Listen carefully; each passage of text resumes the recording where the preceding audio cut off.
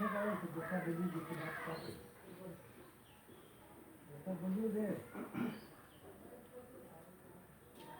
Students. आज मैं आप लोगों के सामने एक नया टॉपिक लेकर के आया हूँ।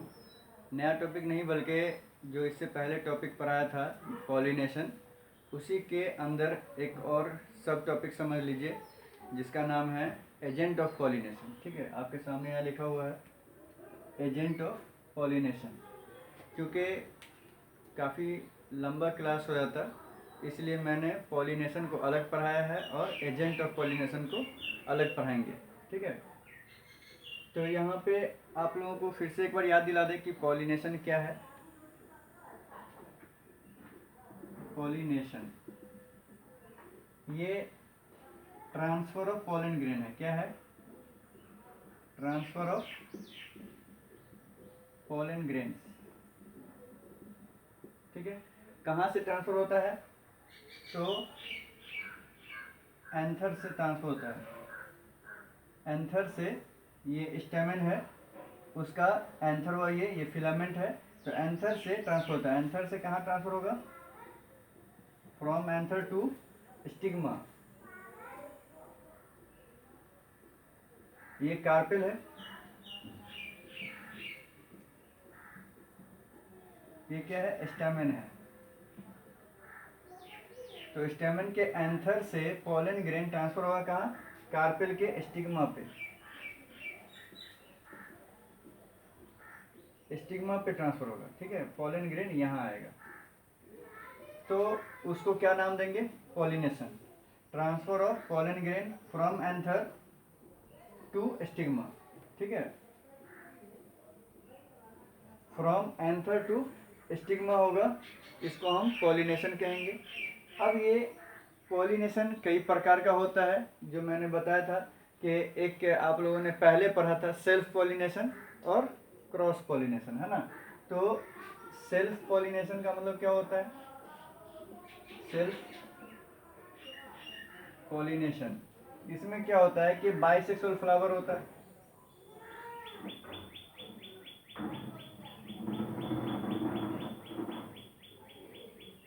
बाइसेक्सुअल फ्लावर होता है। ठीक है,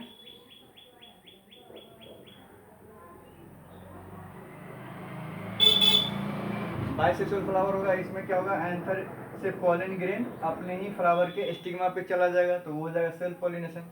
इसी का नाम क्या है? ऑटोगैमी।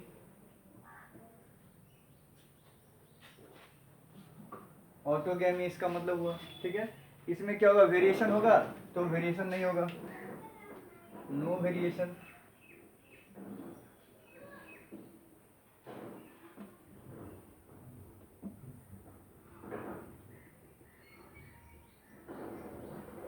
वेरिएशन नहीं होगा इसके अंदर में। ठीक है, उसके बाद दूसरा पढ़े थे क्रॉस पॉलिनेशन।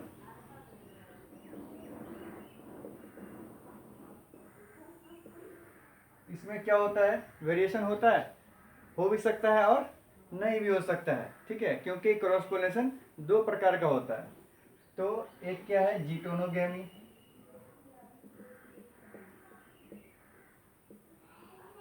जीटोनोगैमी है, इसमें क्या होता है? प्लांट एक ही होता है, फ्लावर डिफरेंट होते हैं।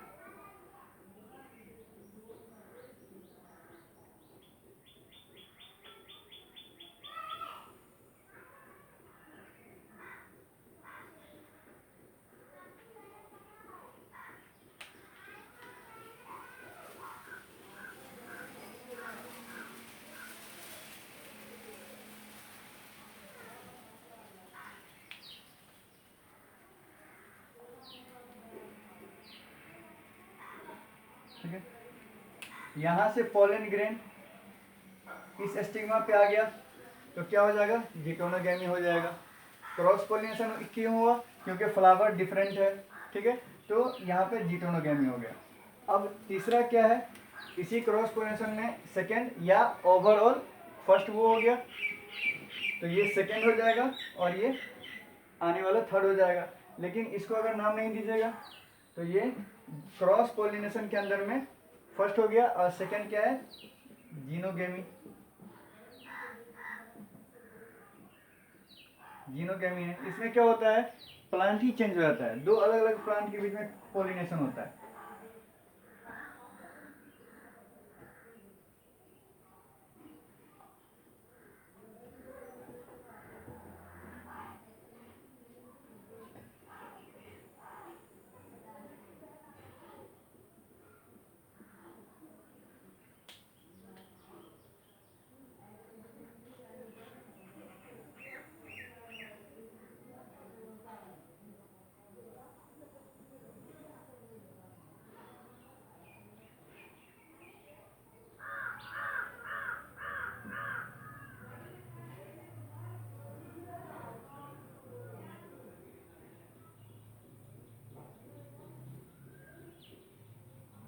ठीक है, अब देखिए यहाँ से पोलन ग्रेन अगर यहाँ आता है, ठीक है, तो क्या हुआ, प्लांट ए है, प्लांट बी है, बी से ए में आया, या ए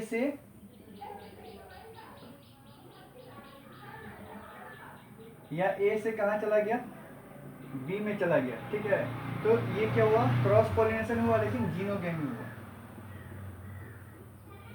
जीनोगेमी, क्रॉस पॉलिनेशन। ठीक है, तो आपने देख लिया कि सेल्फ पॉलिनेशन में ऑटोगेमी होगा, यहाँ पे वेरिएशन नहीं होगा क्योंकि सेम प्लांट है, यहाँ भी नो वेरिएशन।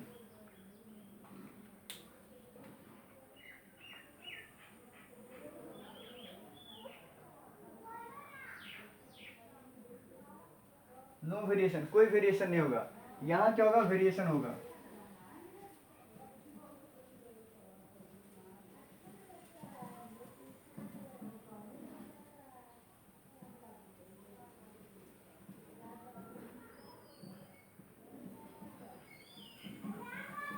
नेक्स्ट जनरेशन में इसका जो बीज बनेगा उससे जो प्लांट बनेंगे वो इस दोनों से थोड़ा सा अच्छे बनेंगे, डेवलप्ड बनेंगे। ठीक है, तो वेरिएशन किस में होगा, सिर्फ जीनोगेमी में होगा। ठीक है, और जीटोनोगेमी में वेरिएशन नहीं होगा, ऑटोगेमी में भी वेरिएशन नहीं होगा। ठीक है, तो हम लोगों ने इस तरह का पॉलिनेशन के बारे में पढ़ा। उसके बाद दो तरह के फ्लावर पढ़े थे, कैज़्मोगेमस फ्लावर, क्लिस्टोगेमस फ्लावर। कैज़्मोगेमस फ्लावर वो होता है जो खुला हुआ रहता है, क्लिस्टोगेमस फ्लावर वो होता है जो बंद रहता है और हमेशा बंद रहता है। ठीक है, क्लिस्टोगेमस फ्लावर में पॉलिनेटर यानी पॉलिनेटिंग एजेंट रहे या ना रहे, ठीक है, पॉलिनेशन होगा ही, सीड बनना उसमें सुनिश्चित होगा, एक बिल्कुल श्योर होगा। ठीक है, तो इस तरह से क्या है, हम लोगों ने दो तरह के फ्लावर पढ़े। उसके बाद कुछ ऐसे प्लांट पढ़े जो दोनों तरह के फ्लावर बनाते हैं, जैसे कॉमेलिना हो गया, उसके बाद आपको वायला हो गया, उसके बाद आपको ये एक और है, आपको कॉमेलिना है, वायला है, उसके बाद एक और है, उसका नाम क्या है,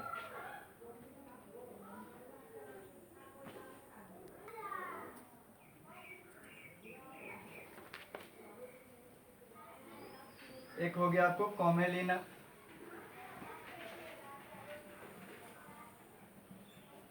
एक वायला हो गया, और तीसरा है ऑक्जेलिस। ठीक है, तो ये कुछ ऐसे फ्लावर हैं जो कैज़्मोगेमस फ्लावर भी बनाते हैं और क्लिस्टोगेमस फ्लावर भी बनाते हैं। ठीक है, तो हम लोगों ने कुछ इस तरह का लेक्चर इससे पहले सुना था पॉलिनेशन में, और उसको आप बार बार देखेंगे तो और इसे समझ में आएगा। ठीक है, अब हम लोग एजेंट पढ़ेंगे। एजेंट का मतलब ये होता है कि यहाँ से पोलन ग्रेन यहाँ आया, या यहाँ से पोलन ग्रेन यहाँ गया, या कहीं भी एंथर टू स्टिग्मा जो पोलन ग्रेन का ट्रांसफर होता है वो किसी न किसी एजेंट के द्वारा होता है, कोई ना कोई ट्रांसफर करने वाला होता है, चाहे वो लिविंग होगा या नॉन लिविंग होगा। ठीक है, तो उसके बारे में आज हम लोग पढ़ेंगे डिटेल से। ठीक है, जो हम लोग इस टॉपिक के अंदर पढ़ने जा रहे हैं, एजेंट ऑफ पॉलिनेशन। और अगर आप लोगों को लेक्चर नहीं मिल रहा है, अब नोटिफिकेशन नहीं पहुंच रहा है, इसका मतलब आप लोग शायद सब्सक्राइब नहीं किए होंगे। ठीक है, तो सब्सक्राइब जरूर कर लें और बेल आइकन को जरूर दबाएं ताकि आपको नोटिफिकेशन पहुंच जाए और टाइम पर अपने चैप्टर को, अपने टॉपिक को रिवाइज कर लें, अच्छे से देख लें। ठीक है, क्योंकि समय बहुत कम है और आप लोगों को पूरा सिलेबस कवर करना है। ठीक है, तो इसलिए सब्सक्राइब करें और शेयर भी ज़्यादा से ज़्यादा करें ताकि आपके वो साथी जिसको पता नहीं है या जिसको ढंग का लेक्चर नहीं मिल रहा है तो यहाँ से वो पढ़ सकते हैं। ठीक है, तो हम लोग अब देखते हैं एजेंट ऑफ पॉलिनेशन।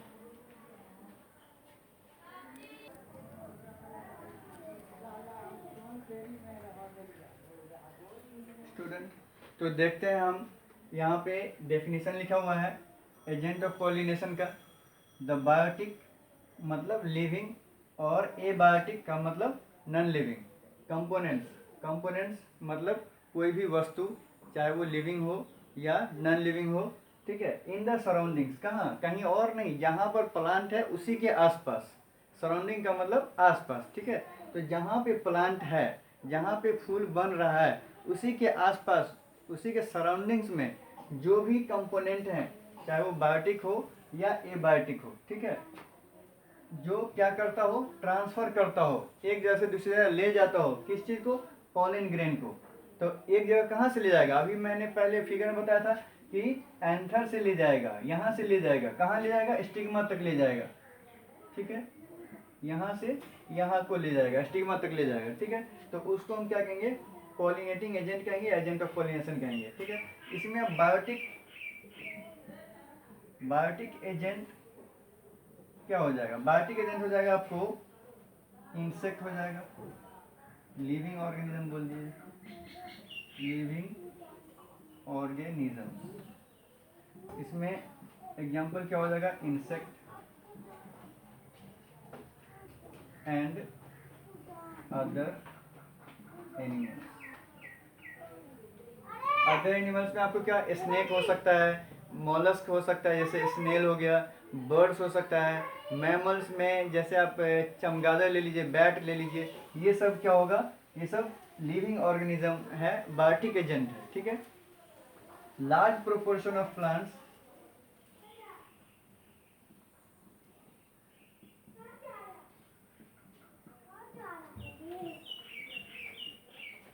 pollinated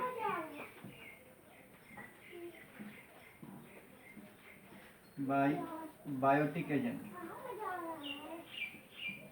ज़्यादातर प्लांट जो होता है, लार्ज प्रोपोर्शन जो है, प्लांट बोले तो आप प्लांट का फ्लावर समझिए, ठीक है, वो पॉलिनेट होता है बायोटिक एजेंट से, लिविंग ऑर्गेनिज्म से, ठीक है। और उसमें भी लिविंग ऑर्गेनिज्म में भी कौन सा लिविंग ऑर्गेनिज्म सबसे ज़्यादा पॉलिनेटर है, तो वो है इंसेक्ट। इंसेक्ट जो है वो सबसे ज़्यादा पॉलिनेटिंग एजेंट है, सबसे बड़ा पॉलिनेटिंग एजेंट है, क्योंकि इसका बहुत डाइवर्सिटी है, ठीक है, और वो सब कहीं ना कहीं ज़्यादातर इंसेक्ट जो है पॉलिनेशन करता है, ठीक है। उसके बाद है बायोटिक एजेंट हो गया एबायोटिक एजेंट, एबायोटिक एजेंट, ठीक है। इसमें क्या है आपको, non living components, non living components, तो इसमें बहुत ज़्यादा नहीं है, नॉन लिविंग कंपोनेंट्स में बस दो है, एक क्या हो जाएगा आपको, विंड हो जाएगा, विंड, ठीक है, हवा, बहती हुई हवा, ठीक है, और दूसरा है वाटर, ठीक है। वाटर में जब लहर बनता है तो पानी मूव करता है, अपनी जगह से दूसरी जगह जाता है, ठीक है। उसके साथ साथ पॉलन ग्रेन जो एक्वेटिक प्लांट है, जो हाइड्रोफिली है, जो पानी से ही पॉलिनेशन होगा प्लांट के फ्लावर में, तो उसमें क्या होता है, पॉलन ग्रेन पानी के वेव के द्वारा या पानी के बहाव की तरफ करंट के द्वारा वो बह जाता है और एक जगह से दूसरी जगह स्टिग्मा तक पहुंच जाता है। वैसे ही हवा में भी क्या होता है कि हवा के बहाव से पॉलन ग्रेन एक जगह से दूसरी जगह चला जाता है, यानी कि एंथर से स्टिग्मा चला जाता है, ठीक है। तो दोनों के लिए कंडीशंस अलग अलग हैं, विंड के लिए कंडीशंस अलग हैं, वाटर के लिए कंडीशंस अलग हैं, ठीक है। और जो बायोटिक एजेंट से पॉलिनेट होते हैं उसके लिए भी कंडीशंस अलग है, सबका हम कंडीशन आप लोगों को बताएंगे एक एक करके, ठीक है।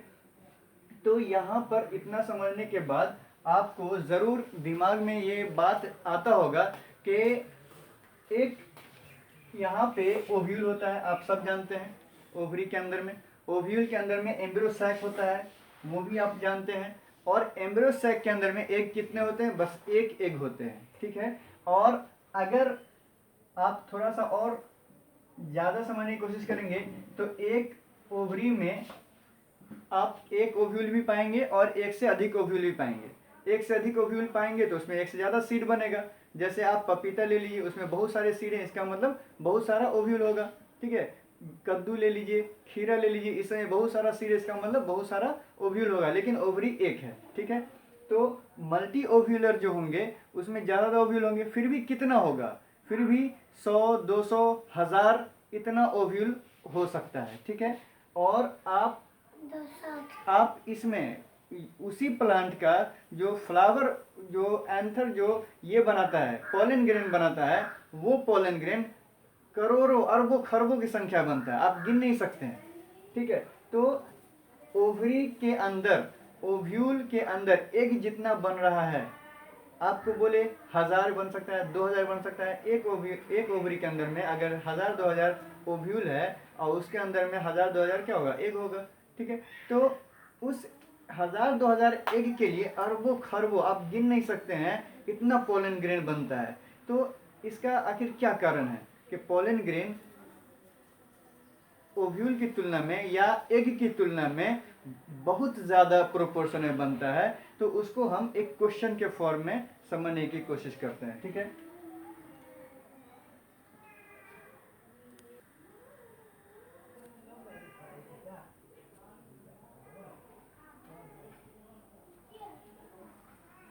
स्टूडेंट, तो देखिए यहाँ मैंने क्वेश्चन लिख दिया है, why large number of pollen grains are formed.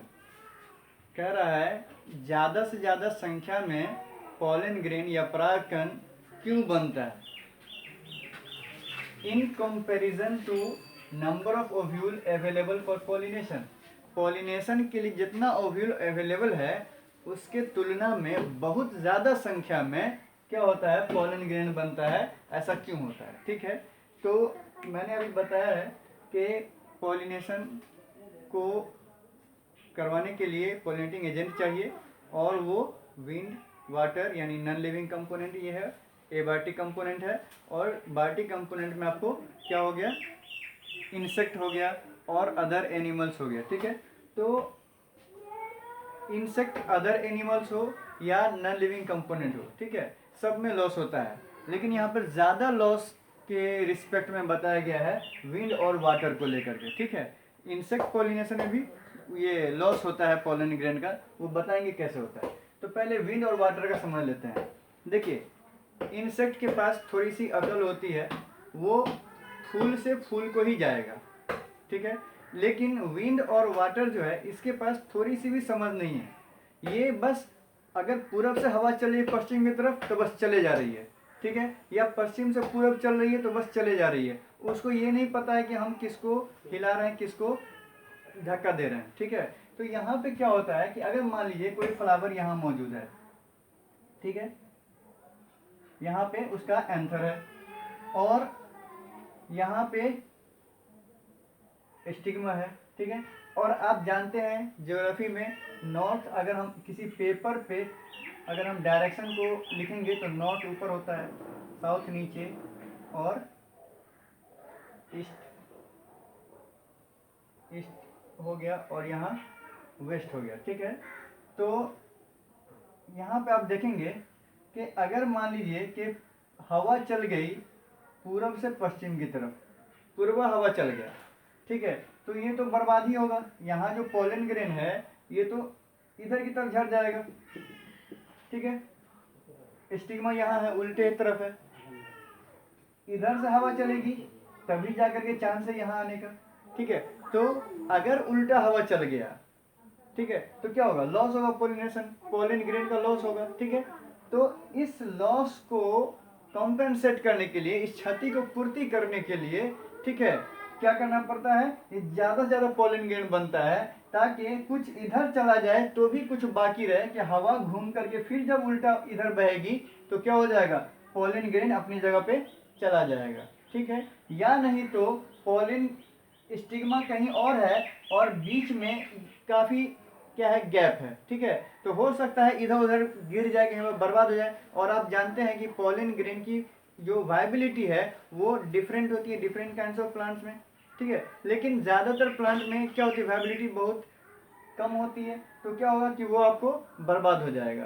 तो इसलिए विंड पॉलिनेशन में जैसे हवा किधर भी बहे, ठीक है, अगर उस डायरेक्शन में स्टिग्मा होगा तो पॉलिनेशन हो जाएगा, नहीं तो लॉस होगा। उसी तरीके से पानी के साथ भी होता है, पानी किधर बह रहा है उसको पता नहीं है, वो सिर्फ इतना पता है उसको कि किधर गहरा है, ठीक है, या हवा किधर उसको झोंका मार रही है वो उधर ही जाएगा। तो हो सकता है जिस तरह से हवा के केस में पता नहीं चलता है कि स्टिग्मा किधर है, चांस फैक्टर है कि वो वहां तक पहुंच जाता है, उसी तरह से पानी के केस में भी होता है, ठीक है। तो यहाँ पे क्या है कि विंड और वाटर पॉलिनेशन जो होता है वो चांस फैक्टर होता है और उसमें लॉस बहुत ज़्यादा होता है, क्योंकि सही डायरेक्शन नहीं मिला तो लॉस हो जाएगा, ठीक है। तो इसलिए पॉलन ग्रेन की संख्या ओव्यूल की तुलना में बहुत ज़्यादा होती है, ठीक है। एनिमल में क्या होता है, अगर मान लीजिए एनिमल जा रहा है पोलन ग्रेन, या मान लीजिए कि एक एग्जांपल हनी बी ले लीजिए, हनी बी क्या करता है, मधुमक्खी वो यहाँ से पोलन ग्रेन उठाएगा और वो कहाँ जाएगा, स्टिग्मा पे जाएगा, वो डालने नहीं जाता है, वो पोलन ग्रेन को यहाँ भी लेने आया था और पोलन ग्रेन को वहाँ भी लेने जाएगा, ठीक है। तो वो ज़्यादातर पोलन ग्रेन को तो कलेक्ट कर लेता है, लेकिन कुछ पोलन ग्रेन ऐसे उसी में जो है उसके बॉडी पर स्टिक कर जाते हैं, लग जाते हैं, और लग जाने के बाद क्या होता है कि वो जब दूसरे फ्लावर पे जाता है तो उसके वाइब्रेशन से, उसके पंख के फरफराने से क्या होता है कि वो कुछ पोलन ग्रेन उस स्टिग्मा पे झड़ जाता है, इस तरह से पॉलिनेशन हो जाता है। तो यहाँ पर भी क्या है कि लॉस हो रहा है, ठीक है। तो पॉलिनेशन, पोलन ग्रेन जो है वो काफ़ी ज़्यादा बनता है पोलन ग्रेन की, ओव्यूल की संख्या में। ये मुझे लगता है कि आप लोगों को समझ में आ गया होगा, ठीक है। एक बार मैं इसको पढ़ के सुना दे रहा हूँ। पॉलिनेशन बाय विंड और water is a chance factor. Pollination जो होता है विंड और वाटर के द्वारा वो क्या है, चांस फैक्टर है, मौका का ये काम है। टू कॉम्पेंसेट दिस अनसर्टेनिटी, ये जो अनिश्चितताएं हैं, ये जो अनिश्चितताएं हैं उसको पूरी करने के लिए, उसको पूरा करने के लिए क्या है कि और एसोसिएटेड लॉस, आज अनिश्चितताएं हैं इसीलिए क्या होता है कि लॉस भी होता है। तो उसको पूरा करने के लिए पोलन ग्रेन की संख्या को ज़्यादा बनना पड़ता है, तो flower produce large number of pollen grain, ठीक है। अब है कि कुछ स्पेसिफिक टाइप ऑफ पॉलिनेशन है, कुछ खास इंसेक्ट हैं, या मान लीजिए एक इंसेक्ट जो है वो पॉलिनेशन कर रहा है तो उसका क्या नाम होगा, अगर बैट पॉलिनेशन कर रहा है तो उसका क्या नाम होगा, मॉलस्क पॉलिनेशन कर रहा है तो उसका क्या नाम होगा, ठीक है, अगर हवा से पॉलिनेशन हो रहा है तो उसका क्या नाम होगा। तो इस तरह से कुछ नाम है जो आप लोगों को यहाँ पे हम नोट करवा देते हैं।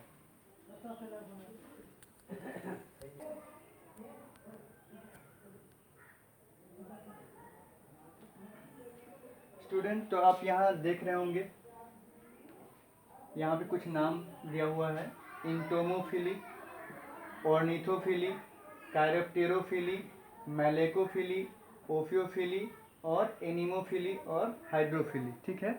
यहाँ पर कुछ नाम दिया हुआ है और इस सब के आगे कौन कौन से स्पेसिफिक इसके पॉलिनेटर्स हैं उसका नाम आगे लिख रहे हैं, ठीक है। देखिए ये इंटोमो है, ठीक है, तो इंटोमोफिली है, इसका मतलब क्या हुआ, पॉलिनेशन बाय इंसेक्ट होगा, पॉलिनेशन बाय इंसेक्ट। यहाँ ऑर्निथो है, तो आपको ऑर्निथो से समझना है बर्ड्स, ठीक है।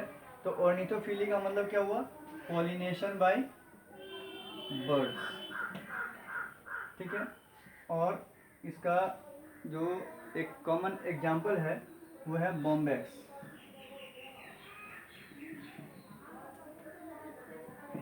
Bombax, red silk cotton, red silk cotton. इस पेड़ में क्या होता है, बर्ड्स के द्वारा क्या होता है कि पॉलिनेशन होता है, ठीक है।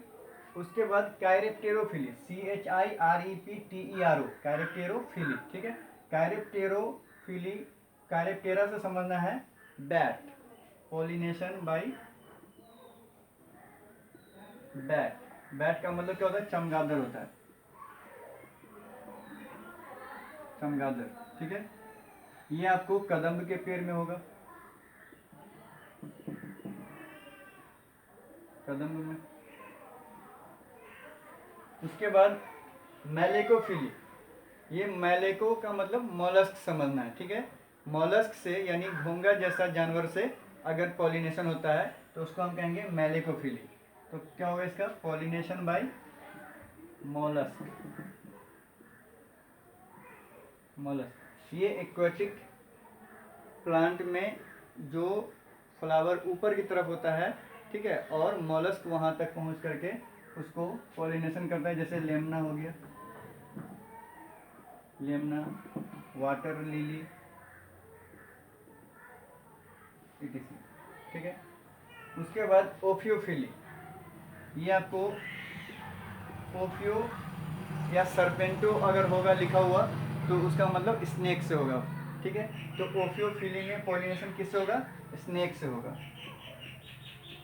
स्नेक। इसमें क्या होगा, सेंटेलम, इसमें क्या होगा, सेंटेलम, SANTALUM। सेंटेलम एक प्लांट है, उसको चंदन भी कहते हैं, चंदन। मिकेलिया, मिकेलिया चंपा इसको कहते हैं। तो ध्यान रहे, इन सब प्लांट्स में गलती से भी बिना सोचे समझे हाथ नहीं देना है फूल तोड़ने के लिए या चंदन की लकड़ी तोड़ने के लिए। हो सकता है आपको सांप काट ले, ठीक है, स्नेक बाइट हो जाए, तो उससे बचना है। तो कोशिश करना है ऐसे प्लांट से दूर रहें। उसके बाद है एनिमोफिली।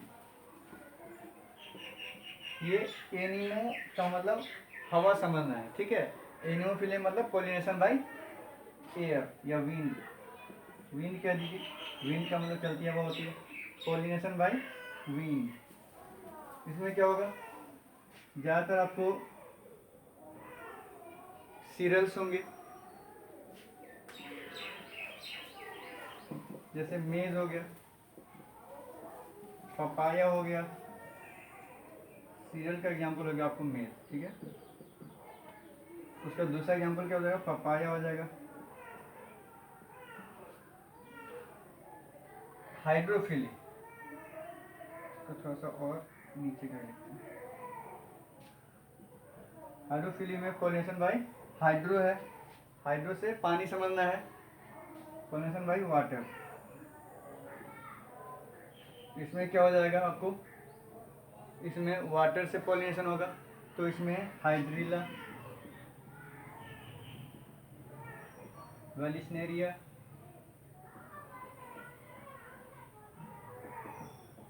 सी ग्रास, ठीक है। ये सब क्या है, ये सब ऐसे प्लांट्स हैं जो पानी से पॉलिनेशन होते हैं, ठीक है।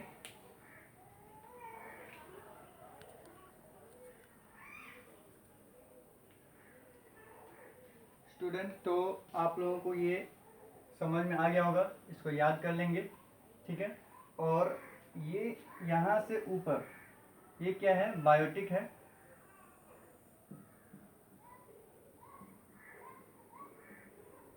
बायोटिक पॉलिनेशन है। और ये क्या है, एबायोटिक पॉलिनेशन है, एबायोटिक पॉलिनेशन और बायोटिक पॉलिनेशन। एबायोटिक पॉलिनेशन में यहाँ एनिमोफिली है by wind, pollination by wind, यहाँ हाइड्रोफिली पॉलिनेशन बाय वाटर। तो इस दोनों में कौन ज़्यादा होता है, ठीक है। तो pollination by wind, anemophily, anemophily is the more common abiotic pollination, more common among abiotic pollination लिखिए, more common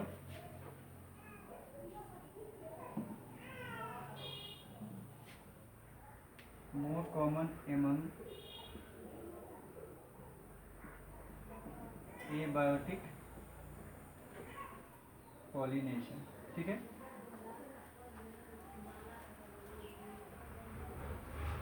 मोर कॉमन कौन होगा, एनिमोफिली होगा, ठीक है।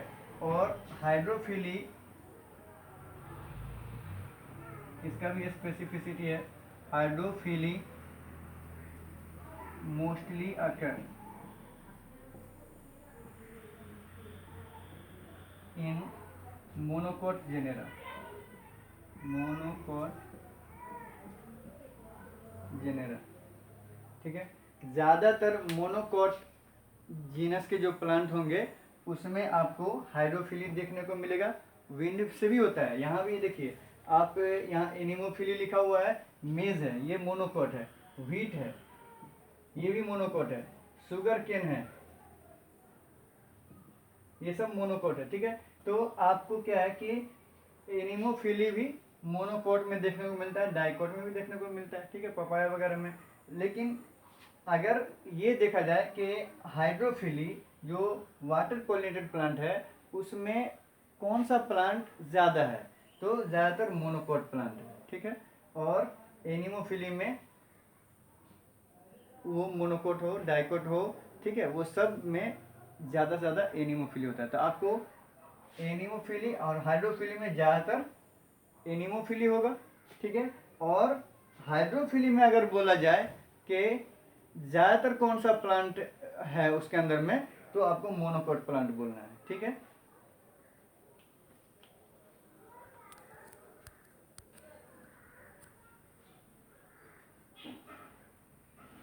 स्टूडेंट्स, तो आप लोग देखिए यहाँ पे कंडीशंस दिए गए हैं कुछ, किसके लिए, विंड पॉलिनेशन के लिए, ठीक है। और एक ये जो बायोटिक पॉलिनेशन होंगे उसको हम इसी से रिलेट करते हुए आप लोग को बताते हुए चलेंगे, ठीक है। तो आप लोग ध्यान से सुनेंगे इसको। Conditions for wind pollination, wind pollination के लिए क्या कंडीशन है, तो pollen grain should be light and non sticky. Pollen grain क्या होना चाहिए, हल्का होना चाहिए ताकि हवा में आसानी से उड़ जाए, और नॉन स्टिकी होना चाहिए, कहीं पर चिपक न रह जाए कि थोड़ी सी भी हवा चले तो वो बिल्कुल उसमें से जुड़ा रहे, सबस्ट्रेट से किसी ऑब्जेक्ट से जुड़ा रहेगा तो क्या होगा, हल्की सी हवा में वो नहीं उड़ पाएगा, हो सकता है तेज़ हवा ना आए तो वो वहीं पर रह जाएगा, ठीक है। तो इसलिए क्या है कि नॉन स्टिकी होना चाहिए, बिल्कुल एकदम फ्री होना चाहिए ताकि हल्की भी हवा लगे वहाँ से वो उड़ जाए, और हल्का हो, लाइट हो, तो ताकि वो ज़्यादा दूर तक जा सके, ठीक है। उसी के कॉन्ट्रास्ट में अगर आप ये इंसेक्ट पॉलिनेशन की बात करेंगे तो क्या होगा, स्टिकी होना चाहिए, स्टिकी होना चाहिए, ये नॉन स्टिकी है। इंसेक्ट पॉलिनेशन में क्या होना चाहिए, स्टिकी होना चाहिए, ताकि इंसेक्ट जो उसके ये फ्लावर पे बैठेगा तो क्या होगा कि उसके पैर में, उसके पंख में, उसके बॉडी में वो चिपक जाए, वो लग जाए, तो स्टिकी होगा तभी तो इंसेक्ट पॉलिनेशन में क्या होगा, पॉलन ग्रेन स्टिकी होना चाहिए, और जो विंड पॉलिनेशन है उसमें पॉलन ग्रेन नॉन स्टिकी होना चाहिए और लाइट होना चाहिए, किसमें, विंड पॉलिनेशन में। उसके बाद है stamen should be well exposed. Stamen जो होगा वो क्या होगा, खुला रहे ताकि हवा आसानी से उसमें लगे, ऐसा ना हो कि बिल्कुल कवर होगा। स्टामेन डिहाइस होने एंथर फटने के बाद भी क्या होगा, वो कवर्ड ही रहेगा तो हवा उसमें जा ही नहीं पाएगा, तो पॉलन ग्रेन उड़ेगा कहाँ से। तो इसलिए बिल्कुल एक्सपोज्ड होना चाहिए, हवा में होना चाहिए, खुला रहना चाहिए, ठीक है। Stigma should be large and feathery. Stigma क्या हो, ये जो स्टिग्मा है, ये स्टिग्मा जो हो वो चौड़ा हो और रोएदार हो, फीदर हो उस पर, इसलिए कि उस पर जो भी पॉलन ग्रेन आए, पॉलन ग्रेन जो भी आएगा तो इसमें उस कैविटी में, उस खाली जगह में अटक जाएगा, ठीक है।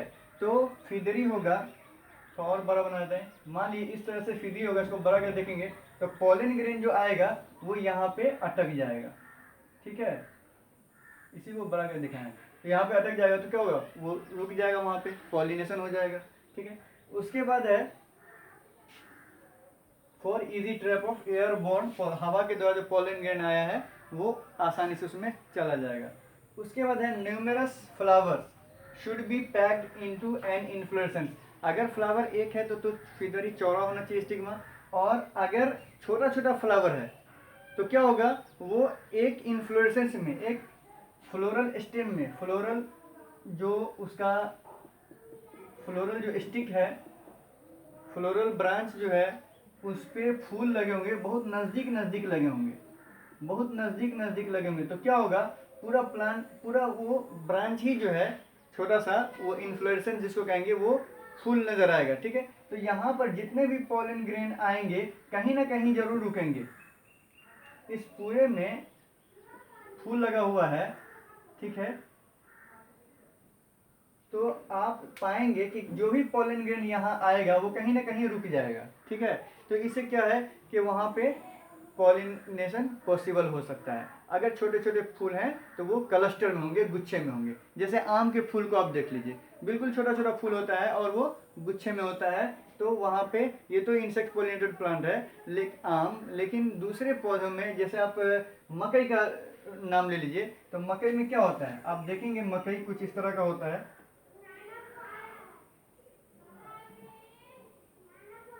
ठीक है, इस तरह से होगा और यहाँ से टसल्स लटका हुआ होगा, एक लटकन जैसा स्ट्रक्चर होगा जो इस तरह से हेयर लाइक स्ट्रक्चर होगा जो नीचे की तरफ लटका होगा, ठीक है।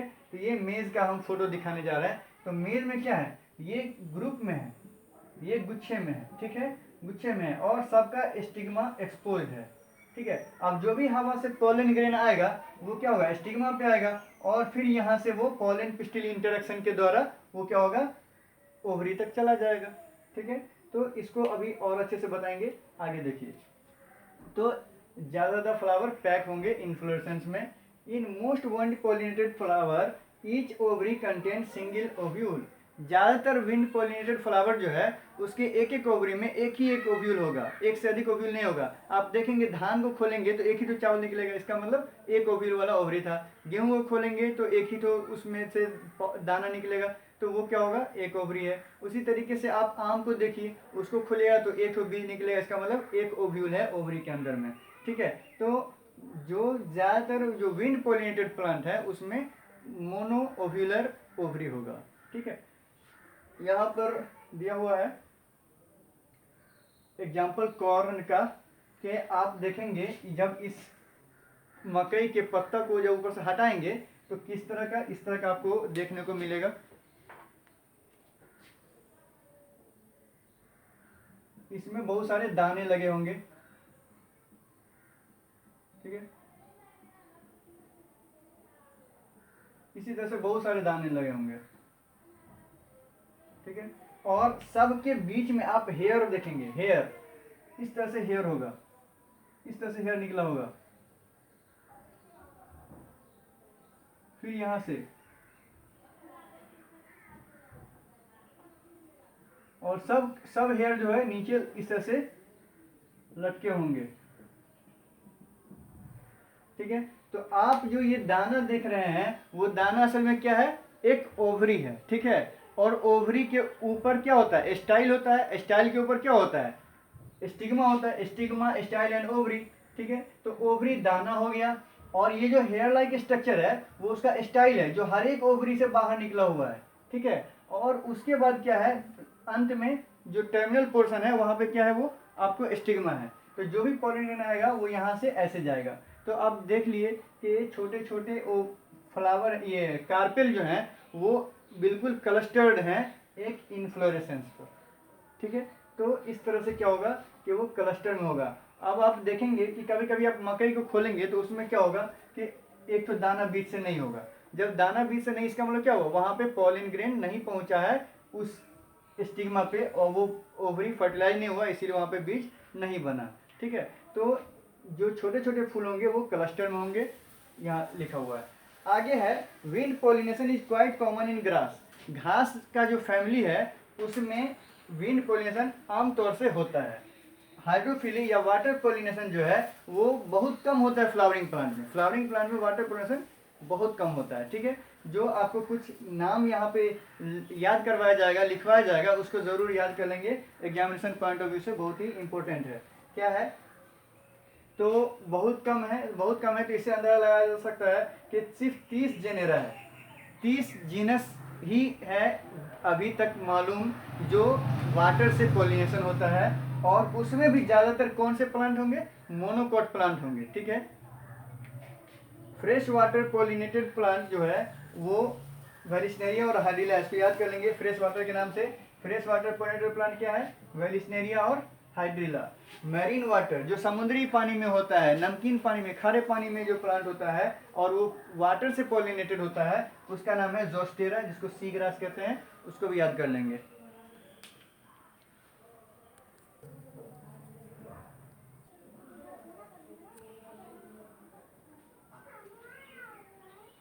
स्टूडेंट्स, आप लोगों को ऐसा लग रहा होगा कि जो भी एक्वेटिक प्लांट है वो सब क्या होंगे, वो सब वाटर पॉलिनेटेड होंगे, हाइड्रोफिल होंगे। ऐसा नहीं है, क्योंकि आप जब पानी में देखेंगे, और नहीं देखें तो आज ही जा करके देखिए, पानी में बहुत सारे प्लांट होंगे जो जिसका जड़ ज़मीन में होगा और उसका जो पोर्शन होगा स्टेम का वो ऊपर होगा। ठीक है, तो पानी में उसका कुछ पोर्शन होगा, बाकी पोर्शन पानी से ऊपर होगा, और उसमें जो फूल लगे होंगे वो हवा में होगा। ठीक है, तो अब आप सोचिए कि उसमें कैसे पानी से पॉलिनेशन होगा, नहीं होगा उसमें पॉलिनेशन। जैसे आप वाटर हाइसिंथ जलकुंभी को देख लीजिए। ठीक है, और वैसे दूसरे प्लांट हैं जो अपना जो फूल है वो वाटर सरफेस से ऊपर बनाता है। तो वाटर सरफेस यहाँ तक है तो उसमें एयर पॉलिनेशन होगा या कोई इंसेक्ट पॉलिनेशन होगा। ठीक है, तो यहाँ पर इसलिए लिखा गया है all aquatic plants are not water pollinated. सारे के सारे एक्वेटिक प्लांट वाटर पॉलिनेटेड नहीं हो सकते हैं, because most of the aquatic plant produce flower above the water level. अपना फूल जो बनाते हैं वो वाटर लेवल से ऊपर बनाते हैं। ठीक है, उसके बाद एग्जाम्पल है इसका वाटर हाइसिंथ, वाटर लिली। एक चीज़ और यहाँ पे मुझसे एक मिस्टेक हो गया है, जहाँ पर मैंने हाइड्रोफिली लिखवाया है उसके सामने हाइड्रोफिली नहीं, मैलेकोफिली। देख लीजिए, ऐसे ही पीछे होगा मैलेकोफिली। ठीक है, इसके सामने मैंने लिखा था ये पॉलिनेशन बाय मोलस्क, और उसके आगे एग्जाम्पल मैंने दिया था लेमना एंड वाटर लिली। ठीक है, तो वाटर लिली जो वहाँ लिखा हुआ है स्पेसिफिक टाइप ऑफ पॉलिनेशन में, उसको आप प्लीज़ काट दीजिएगा। ठीक है, इसलिए कि मिस्टेक हो गया हमसे। ये जो है वाटर लिली जो है, नहीं ये ठीक है, सॉरी मिस्टेक हो गया, मैं कंफ्यूज हो गया। ओके,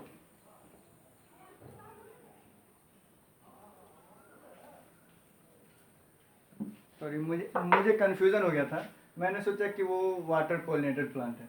ठीक है, वाटर लिली जो है वहाँ पर मैंने मैलेकोफिली दिखाया है। तो मैलेकोफिली जो है वो क्या है, मॉलस्क से पॉलिनेशन हो रहा है। और मॉलस्क का मतलब क्या हुआ, स्नेल, और वो पेड़ पर जाएगा, उसके ऊपर चढ़ करके वो पॉलिनेशन करेगा। ठीक है, तो वहाँ पर क्या हुआ, वाटर सरफेस से ऊपर हो गया।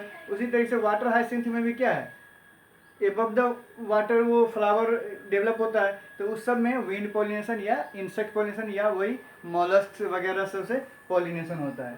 ठीक है, तो यहाँ पर ये क्लियर हो जा रहा है कि all aquatic plants are not water pollinated. आगे है हाइड्रोफिली। हाइड्रोफिली जब समझ गए हैं तो कुछ प्लांट होते हैं जो अपना फ्लावर पानी के अंदर ही बनाते हैं, और कुछ प्लांट अपने फ्लावर को वाटर सरफेस पर रखते हैं। ठीक है, तो वाटर सरफेस पर जो प्लांट है वाटर से ही पॉलिनेशन होगा, लेकिन वो सरफेस पर होगा पौधा का फूल। जैसे ये वाटर सरफेस है और फ्लावर भी उसका यहीं पे होगा।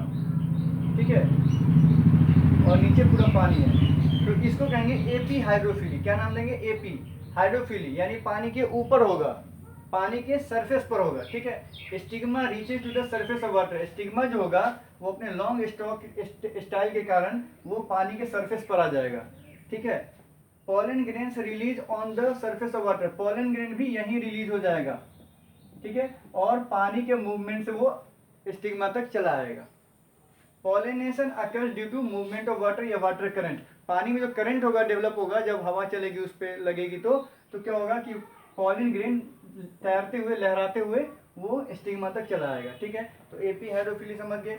उसका एग्जाम्पल जरूर याद कर लीजिएगा, वैलिस्नेरिया होता है। उसका एक होता है हाइपो हाइड्रोफिली। एपी हाइड्रोफिली समझ गए, पानी के सरफेस पर, और हाइपो माने पानी के नीचे। ठीक है, यानी कि ये वाटर सरफेस है। ठीक है, और फूल जो है वो डूबा हुआ है, फूल डूबा हुआ है। ठीक है, पानी देखिए, पानी यहाँ तक है वाटर लेवल, और फूल यहीं पर है। ठीक है, तो ऐसे कंडीशन में क्या होगा, हाइपो हाइड्रोफिली होगा। Stigma remain submerge in water, पानी में डूबा हुआ रहता है। Pollen grains release inside the water, pollen grain पानी के नीचे ही रिलीज हो जाता है, पानी के नीचे ही कहीं पर पॉलन ग्रेन रिलीज हो जाएगा। ठीक है। लेकिन ये पॉलिन ऐसा डॉटेड गोल नहीं होगा, वो कैसा होगा, लॉन्ग होगा, ठीक है, और रिबन लाइक होगा, चपटा होगा, पट्टीदार होगा और लंबा होगा, ताकि वो पानी में पैसिवली मूव कर सके। पानी में जो हिलना होगा पानी का, उसके कारण क्या होगा, वो हिलते हिलते वो कहाँ तक आ जाए, स्टिग्मा तक आ जाए, ठीक है। तो वाटर जो हाइपोहाइड्रोफिली है उसमें पॉलन ग्रेन कैसे होंगे, लॉन्ग, लंबे होंगे, रिबन लाइक, पट्टीदार होगा और कैरिड पैसिवली टू स्टिग्मा, वो धक्का खा खा करके स्टिग्मा तक पहुंच जाएगा, ठीक है। अब आगे है pollen grains of most of the water pollinated plant. आप जानते हैं कि पानी में कोई भी चीज़ रखाता है, जैसे कि आप हमारे पेड़ को काटिए और पानी में डाल दीजिए, ठीक है, या आप अपने दाना को पानी में डाल दीजिए, या किसी भी कागज़ के टुकड़े को पानी डाल दीजिए, तो क्या होगा, सड़ जाएगा पानी में। तो वैसे ही यहाँ पे पॉलन ग्रेन जो है वो भी पानी में सड़ सकता है, ठीक है। तो उससे बचने के लिए नेचर ने पॉलन ग्रेन के ऊपर क्या रख दिया है, आपको म्यूसिलेज का कवर बना दिया है। म्यूसिलेज जो है वो क्या है, वो हाइड्रोक्लोराइड है, और वो क्या है कि पानी को दूर रखता है। जिसके ऊपर म्यूसिलेज का कवर होगा, वो अंदर का पोर्शन जो होगा, जिसके ऊपर कवर है, वो अंदर में जो सामान है वो पानी से बचा हुआ रहेगा, पानी उसके अंदर नहीं जाएगा, ठीक है। तो वाटर से प्रोटेक्ट करने के लिए नेचर ने पॉलन ग्रेन को कवर कर दिया है, किस चीज़ से, म्यूसिलेजिनस कवर से, ठीक है, ताकि वो भीगने से बच जाए और सुरक्षित कहाँ पहुँच जाए, स्टिग्मा तक पहुँच जाए, ठीक है। अब आगे कुछ और खास खास प्लांट है और खास खास इंसेक्ट है, उसके बारे में देख लेते हैं।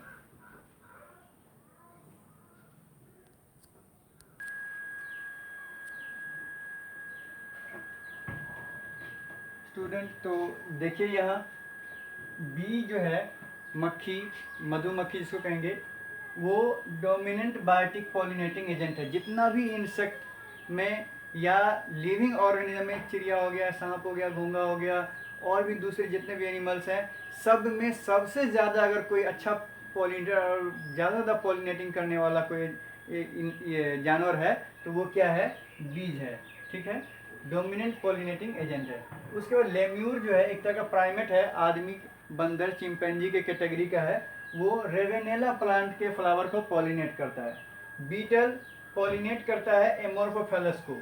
एमोर्फोफेलस एक बहुत बड़ा फ्लावर है, 6 फीट का फ्लावर होता है, उसको कौन पॉलिनेट करेगा, बीटल पॉलिनेट करेगा। लिजार्ड किसको पॉलिनेट करेगा, फ्लैक्स के फ्लावर को पॉलिनेट करेगा, ठीक है।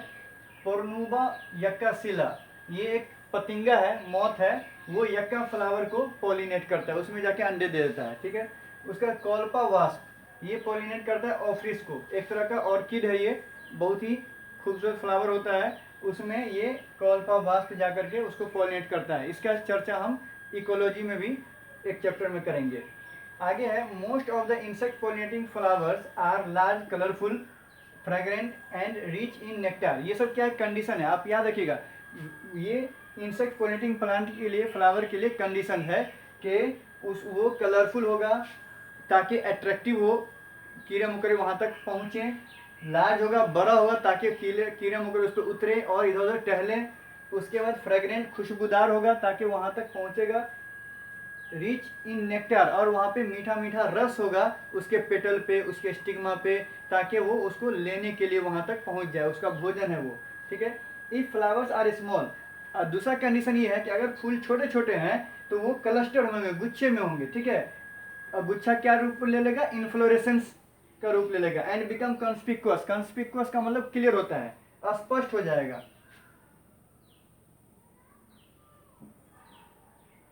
वो क्या हो जाएगा, स्पष्ट हो जाएगा, बिल्कुल क्लियर हो जाएगा, ठीक है। जैसे आम का पौधा को आप देखेंगे, आम के फ्लावर को बहुत ही छोटा छोटा फूल होता है उसमें, ठीक है, और बहुत सारे फूल गुच्छे में लगे होते हैं, तो इसीलिए वो क्या हुआ, अगर स्मॉल है तो वो क्लस्टर में इन्फ्लोरेसेंस, मज्जर का रूप ले लेगा, और वो साफ साफ फूल दिखने लगेगा ताकि उस पर कीड़े मकोड़े चल सके। Beetle flies pollinating flowers are foul smelling, जो मक्खी, जो हाउस फ्लाई होता है, जो हम, जिससे हम लोग परेशान रहते हैं मक्खी से, वो मक्खी और बीटल, खटमल सब जो है, इस सब से जो पॉलिनेशन होता है, वो फ्लावर बिल्कुल गंदा महक देता है। हम लोग कहते हैं ना, मक्खी गंदी चीज़ों पर रहती है, तो वो गंदे महक वाले फाउल स्मेलिंग फ्लावर पे कौन जाता है पॉलिनेशन करने के लिए, बीटल और फ्लाइज, ठीक है। उसका nectar and pollen grains are the usual floral reward. अब देखो कि फूल, फूल के पास कोई क्यों आएगा, इंसेक्ट क्यों जाएगा फूल के पास, क्योंकि उसको भूख लगी है, उसको भोजन लेना है। तो पॉलन ग्रेन और नेक्टार जो है वो फ्लोरल रिवार्ड है, इनाम है, किसकी तरफ से, फूल की तरफ से, ताकि वहाँ तक वो आए और कुछ खाए पॉलन ग्रेन को, और बाकी पॉलन ग्रेन जो उसके बॉडी में चिपक जाएगा उसको वहाँ से कहीं और स्टिग्मा तक ले जाए। ठीक है, तो ये एक तरह से फ्लोरल रिवार्ड है। कौन कौन है, वो है आपको नेक्टार और pollen grain. Safe place and egg deposition, safe place for egg deposition is another floral reward. और कुछ फूल इतने बड़े बड़े होते हैं, जैसे आप देख लीजिए का फ्लावर है, उसके बाद फिर एमोर्फोफेलस का 6 फीट बड़ा फ्लावर होता है। तो उसमें क्या होता है, इंसेक्ट अंडे जाके देता है, वो सेफ प्लेस होता है। तो ये भले उसको खाने के लिए नहीं मिला, लेकिन उसका अंडा सही से डिपॉजिट हो जाता है, सही से वहाँ पे जमा रहता है और वहाँ पे उसका डेवलपमेंट होता है।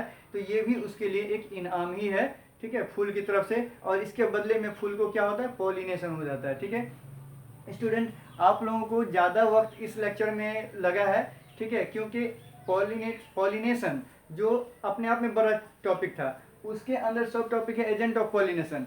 तो ये क्या है, ये भी काफ़ी लंबा था, और जो भी इंफॉर्मेशन इसके अंदर आपको दिया गया है वो बिल्कुल आपको इम्पोर्टेंट है, ज़रूरी है, मेडिकल पॉइंट ऑफ व्यू से, नीट पॉइंट ऑफ व्यू से। ठीक है, तो उसको आप पढ़ेंगे, आपके लिए ये आपका फाउंडेशन है बोर्ड एग्जाम के लिए भी और नीट के लिए भी। ठीक है, तो ज़्यादा परेशान नहीं होना है, इसको आराम आराम से पॉज करके पढ़िएगा, बिल्कुल समझ समझ के पढ़िएगा।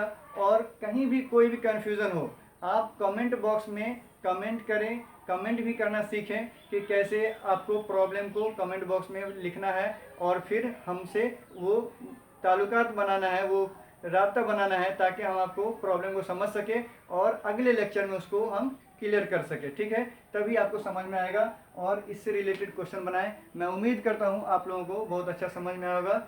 शुक्रिया, बहुत बहुत शुक्रिया। ओके,